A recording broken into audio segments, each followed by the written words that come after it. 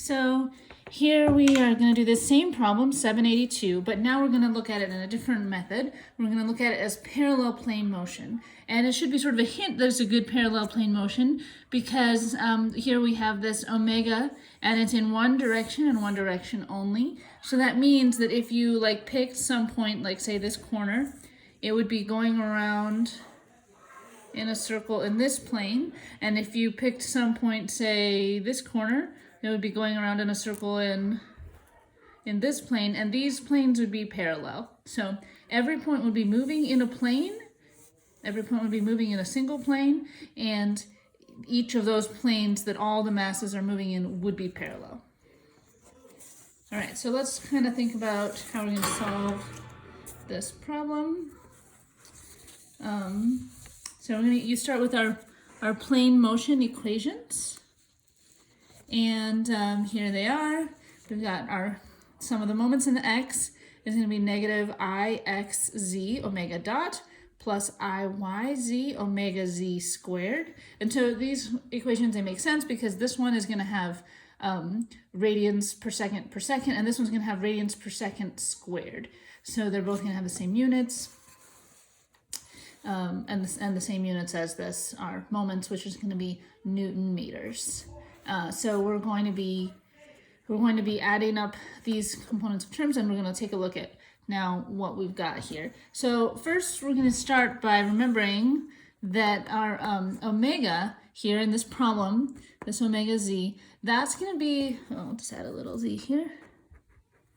That's going to be constant. So that means our omega z dot, or our alpha term, is going to be equal to 0. So that means we don't need this term, and we don't need this term, and we don't need this term. So now the question is, do we need these terms? Omega z is non-zero, so we need this squared term, but what about these I terms?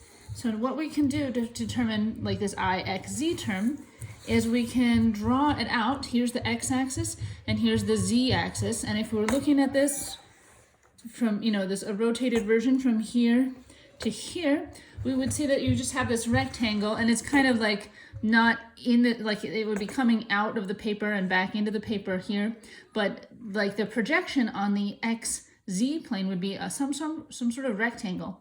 And because it's symmetric, so for every point here with a positive x, there's a point here with a negative x to cancel it out, then this is going to be equal to 0. And we could do the same argument because it's symmetric, or actually, so this is positive and negative z, and this is positive and negative x. So this is symmetric, so our product of inertia is in fact 0. So now that means that, let's see, this term here is also 0. And now that leaves us with this term. And this term, if we want to find out what I, y, z is, we can draw the same idea of her projection between the z-axis here and the y-axis, and there's some angle here, and we happen to know that this is equal to 45 degrees. And what we're going to need to do is we're going to need to integrate for all of the masses in the plate, y times z. And we can do that by looking at some little differential mass, and because it's a thin plate, we know that we can go along the length here, and we don't need to worry about this distance in and out of the paper because we're looking at projections when we're doing our products of inertia. So we know that this little differential mass is going to be equal to the total mass over the total length times some differential length. So this is our differential length here, where this is the total length. All right, and so now we can substitute this in, and the y is going to be equal to whatever the length L is times the cosine of theta, and then the z is going to be times the sine of theta. So we're going to have this cosine theta, sine theta, L, and then we're going to have this linear density term here. And then, okay, so now this is our integral, and we just have to pull out the things that are constants So theta is fortunately constant because it's always 45. It's not like the plate is like curving or bending or something.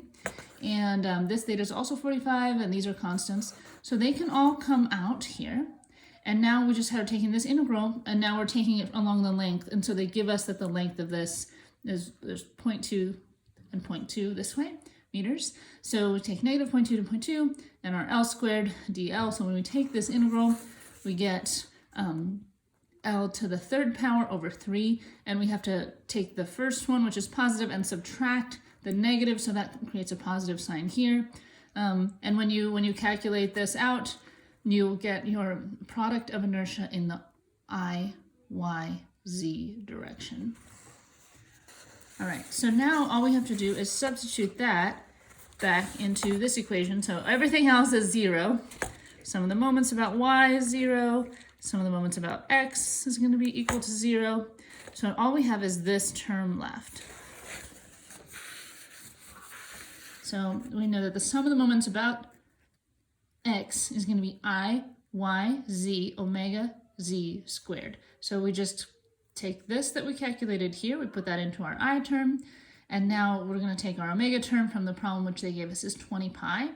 And now this is the sum of the moments on the plate. And let's see what we have here. And here we have the sum of the moments is going to be equal to 79.0, which is just a rounded version of 78.96. And there's a negative sign here because it says applied to the shaft by the plate. So that's going to be equal and opposite.